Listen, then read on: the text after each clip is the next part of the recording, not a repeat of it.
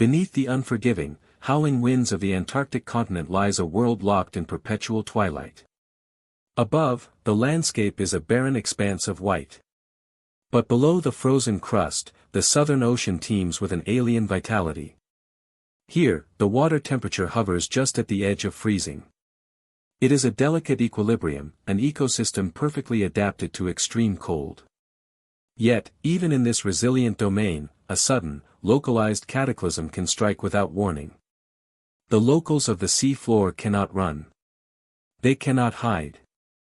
They can only succumb to a phenomenon so beautifully terrifying, it has earned a grim moniker, the finger of death.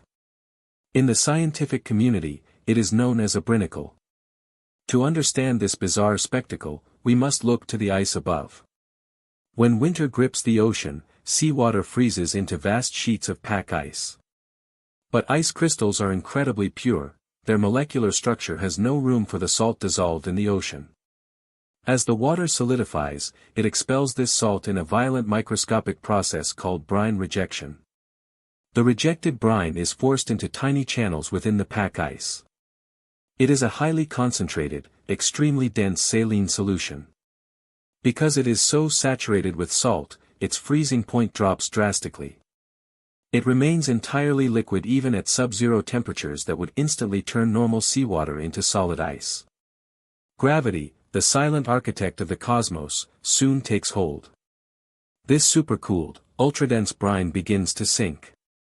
As it escapes the belly of the pack ice and plunges into the slightly warmer, less salty ocean water below, a mesmerizing chemical reaction occurs. The surrounding seawater, coming into contact with the freezing brine, crystallizes almost instantly. It forms a fragile, hollow tube of ice. A downward-growing stalactite of the deep. The Brinicle descends with an eerie, hypnotic grace. It spirals and branches, a pale, ghostly appendage reaching down into the dark abyss. Through the lens of a time-lapse camera, it looks like a living, breathing entity, a white tornado of frost stretching toward the sea floor.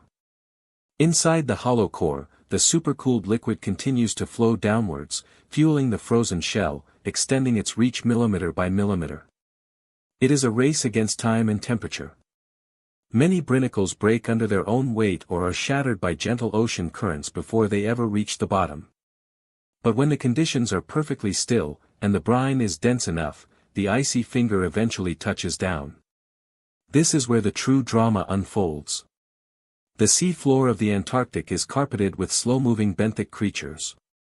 Sea stars, urchins, anemones, and giant isopods scuttle and crawl at a glacial pace. For these animals, time moves differently. When the brinicle makes contact with the seabed, it does not stop. The supercooled brine spills out from the hollow tube, spreading like a pool of toxic, freezing venom across the ocean floor. A web of ice rapidly spiders outward.